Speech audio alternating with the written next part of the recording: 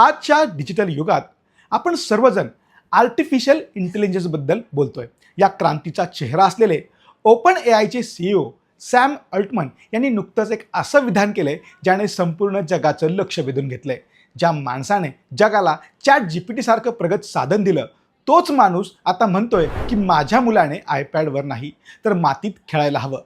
तंत्रज्ञानाच्या शिखरावर असलेल्या एका व्यक्तीने असं का म्हणावं, यामागे पालकांसाठी कोणता संदेश दडला आहे, हेच आपण आज सविस्तर जाणून घेणार आहोत.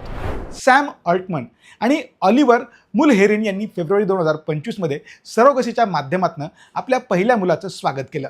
अलीकडेच मोस्टली ह्युमन या पॉडकास्टमध्ये बोलताना सॅम यांनी आपल्या मुलाच्या भविष्याबद्दल आणि त्याच्या संगोपनाबद्दल काही महत्त्वाचे मुद्दे मांडले.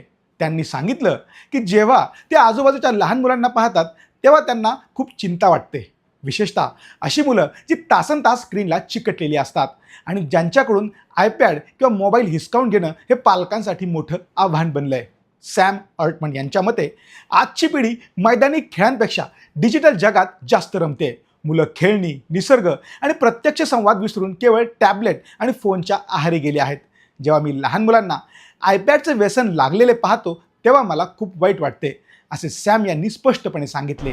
त्यांना भीती वाटते की तंत्रज्ञानाचा अतिवापर मुलांच्या नैसर्गिक विकासात अडथळा ठरू शकतो. म्हणूनच त्यांनी ठरवलंय की त्यांच्या मुलाला सुरुवातीच्या काळात या डिजिटल व्यसनांपासून लांब ठेवायचं आणि त्याला बाहेरच्या जगात मुक्तपणे बागडू द्यायचं.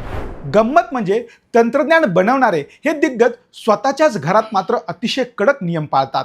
सॅम अल्टमन हे पहिलेच व्यक्ती नाहीत ज्यांनी ही चिंता व्यक्त केली आहे.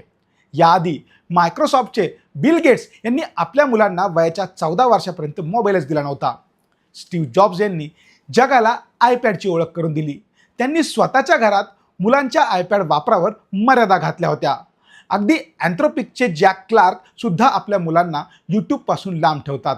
यावरून हेच सिद्ध होतं की तंत्रज्ञानाचे निर्माते त्याच्या दुष्परिणामांबाबत सामान्य पालकांपेक्षा कितीतरी पटीने जास्त जागरूक आहेत. सॅम अल्टमन हे तंत्रज्ञानाच्या विरोधात नक्कीच नाहीत.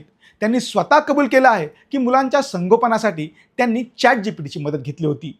त्यांना खात्री आहे की भविष्यात AIमुळे शिक्षण पद्धती अधिक वैयक्तिक आणि सोपी होईल. पण त्यांचा मुख्य मुद्दा हा आहे की वेळ.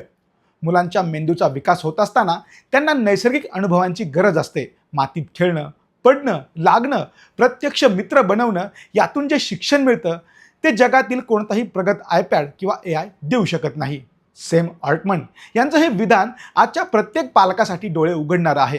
आपण मुलांना शांत ठेवण्यासाठी किंवा जेवण भरवण्यासाठी त्यांच्या हातात मोबाईल देतो, पण त्यामुळे आपण त्यांचं बालपण हिरावून घेत आहोत का, याचा विचार करण्याची खऱ्या अर्थानं गरज आहे.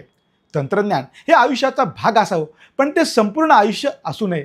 सॅम यांचा हा सल्ला पाळून आपणही आपल्या मुलांना थोडा वेळ स्क्रीनपासून लांब ठेवून निसर्गाच्या कुशीत खेळण्यासाठी प्रवृत्त करायला हवं.